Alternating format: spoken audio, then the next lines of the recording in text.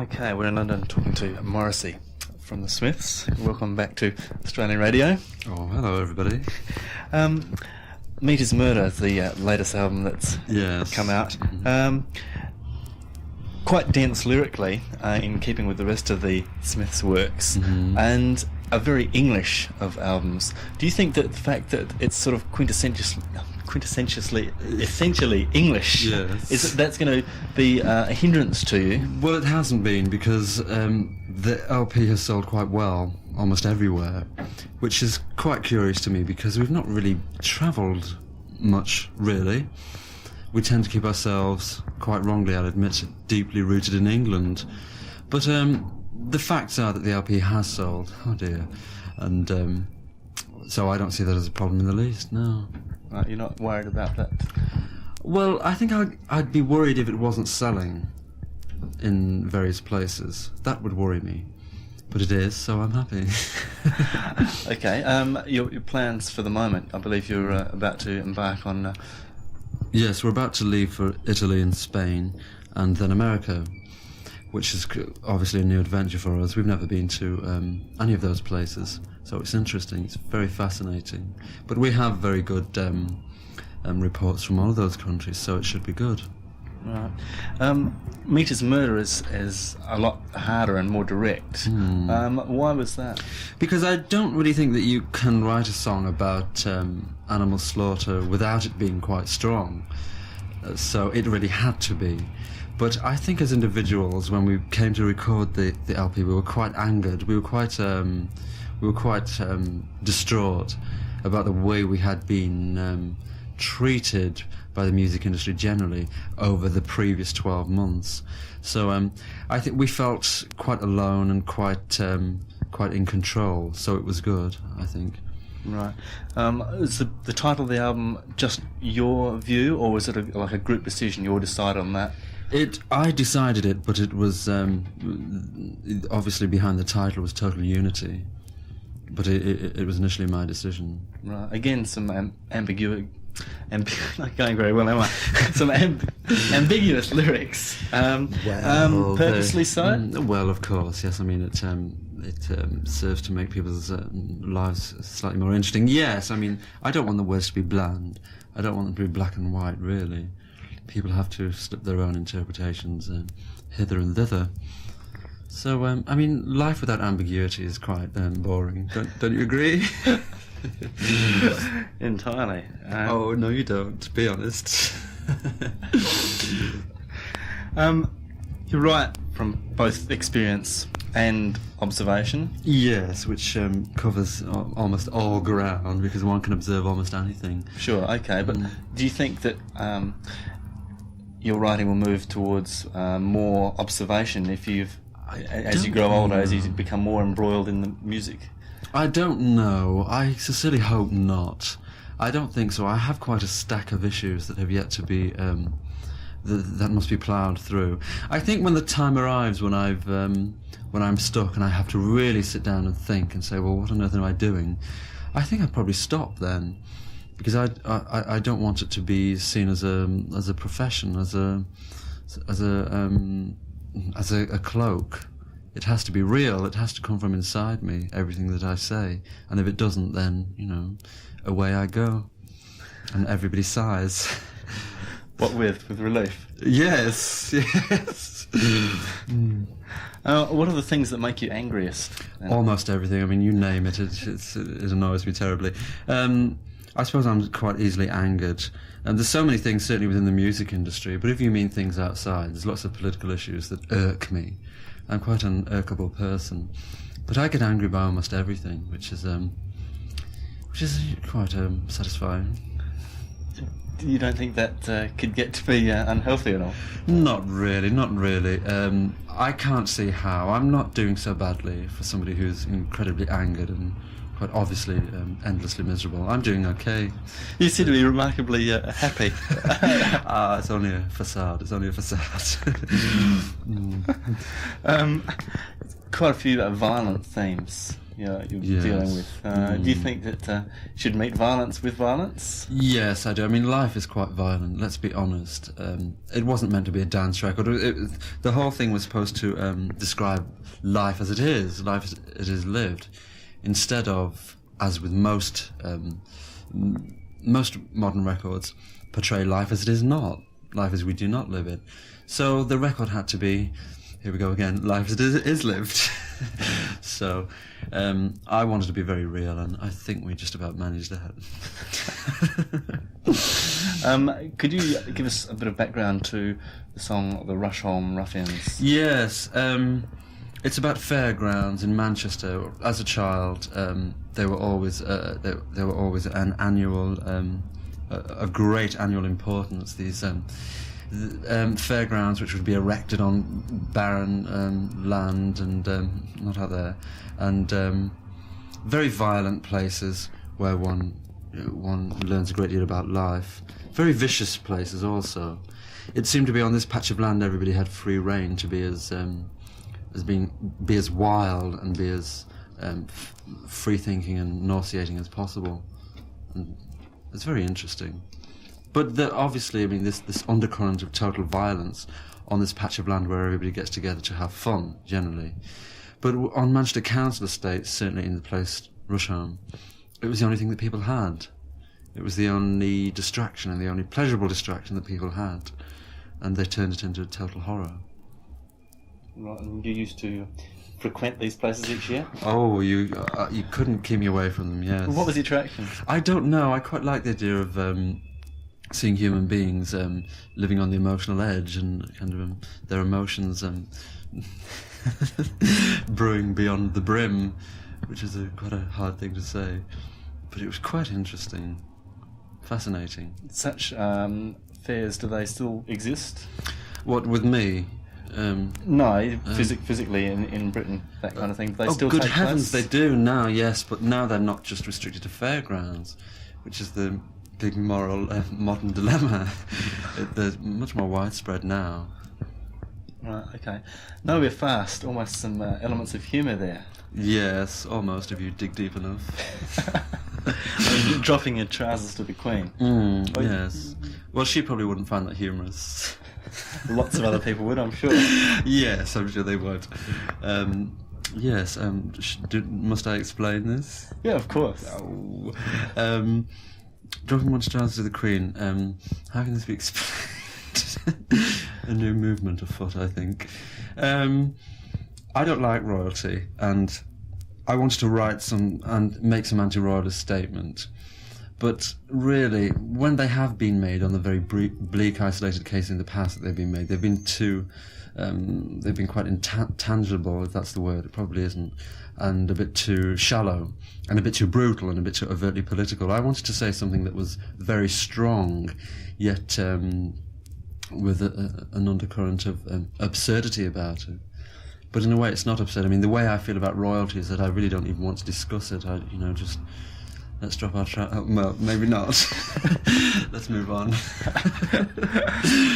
Okay. In what way do you think that this album is an improvement over the previous two? Initially, foremost because we produced it ourselves, and that was a very important decision for us to make.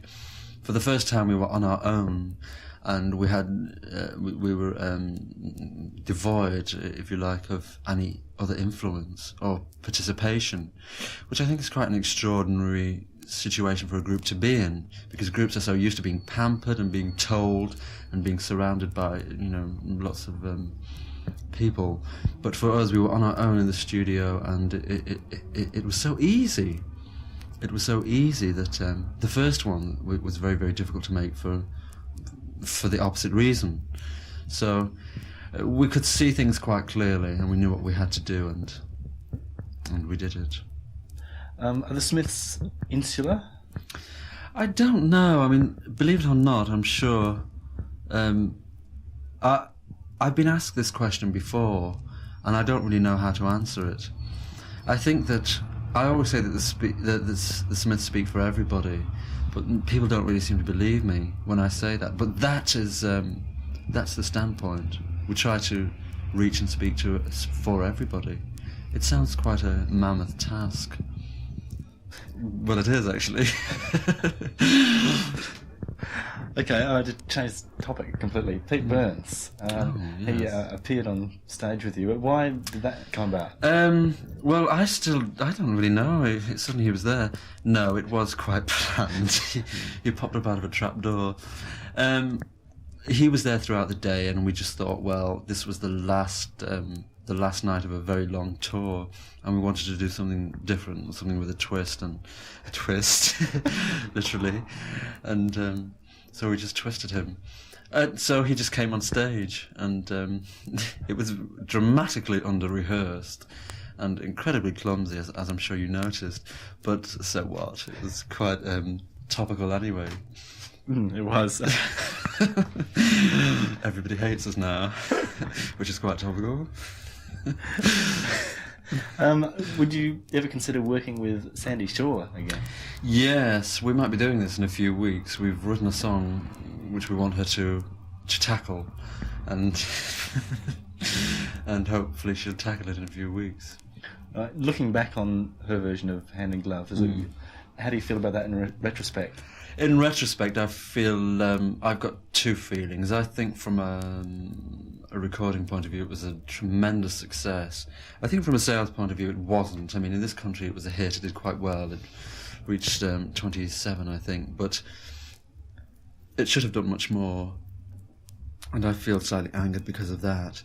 But these things are trivial, really. I still adore the record, and I still play it endlessly.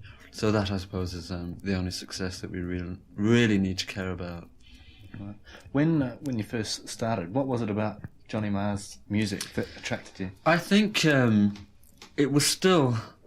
There was such... I think music was being drenched by the classical rock guitarist again, even though it was 1982, and we had been through various anarchic movements, to avoid a certain word. The very classical rock guitarist still kind of hung heavy, as it were, over the general flow of music in this country, and he wasn't like that. His music was very... Well, I'm hesitant to use the word rudimentary, because that sounds as though he couldn't actually play his instrument, which he certainly could. I mean, he's hugely underrated, but it was very simplistic, and it was very emotive, and it was just, to me, very heartfelt. Those are the things that I saw in it. But I must say, I do think he's cripplingly underrated, certainly in this country. They do have a different opinion of him in America, and of me, of course. What do they think of you in America? They think I'm just some disturbed hag, which, of course, is completely wrong. Well, there was that quote in, what was it? Here we go. Rolling Stone, that you're gay or something like that. Yes, I know. And that kind of you being picked up on by the gay movement. I mean, in retrospect, how do you view that? Well, I just think it's all so untrue, and I think it was so unfair. I mean, obviously, any kind of attack I'll dodge. I'll really dodge any kind of attack, whatever it is. But I don't want to be shoved into a box and, put in a category. That's not the whole point. But, I mean, that person said that I was gay, and he'd never asked me. He'd never, approached the subject. And he himself was a very loud and strong voice in the American gay movement. And I think it was just really wishful thinking on his part. But ultimately, people will see what they want to see in the whole aspect of what I do and my motivations. I'm not embarrassed about the word gay, but it's not in the least bit relevant. I'm beyond that, frankly. Right. Well, what do you think you've achieved so far with the Smiths? A great deal, because in England, at any rate, a great deal. The Smiths are critically important. They're important because of reasons that I think I've stated in other interviews. We've never done a video. We've never used any mode of advertising apart from interviews. It was the only mode of self-promotion that we've ever used.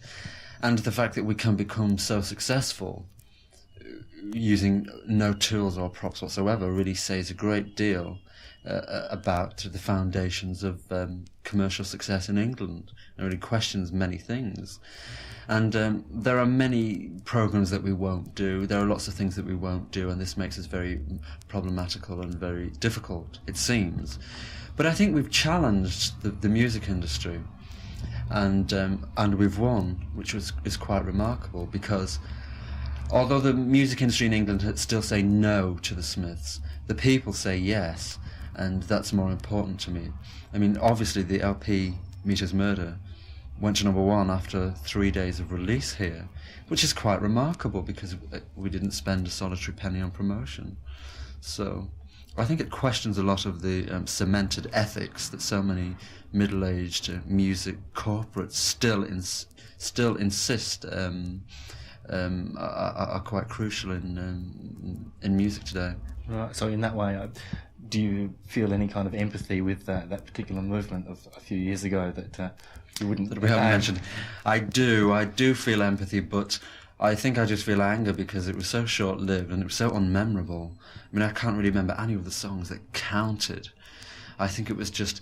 I think really, in retrospect, people were just so shocked that there was any kind of mobility and there was an uprising, regardless of what it was doing or saying. Just the fact that there was some kind of a movement and an uprising was enough to make people gaze at it very, very fondly. In retrospect, of course, most of the records were absolute bosh. But it was fun. Why didn't it last, and why did things go back to as they had been? I don't really know. Do you? Well, don't have to ask Arthur C. Clarke. Right. Does success for you equal power? Yes, it does. But this word power, of course, is quite flexible, and it means several things. I mean, not for fascist reasons. I mean, not yet, anyway. I mean, I'm not some budding Hitler or whatever. But power to be seen and to be heard, the very kind of fundamental things. It just means that obviously you can persecute more people, for instance. So I'm not interested in power for, a stately home or so that I can have, a television channel or anything like that. Right. Do you sort of need to feed off that to a certain extent? Feed off what? Off the power, the feeling that you can actually well, it does have your voice heard. Well, it doesn't make things more difficult, put it that way. No, it does make things easier, I must say. Right. Okay, well, what would you most like to do with it? What you've got? Well, there's a great deal to do. Obviously, we haven't covered as much ground as is possible. We have to visit other countries. I mean, things as basic as that, which takes time and is quite tends to corrode the health somewhat. So it is very time-consuming and it's very taxing to do those kind of things. And obviously, because we're on an independent label, it's much more difficult because we have virtually no facilities whatsoever to do anything. So just really arranging a trip to Spain takes up a full year, almost.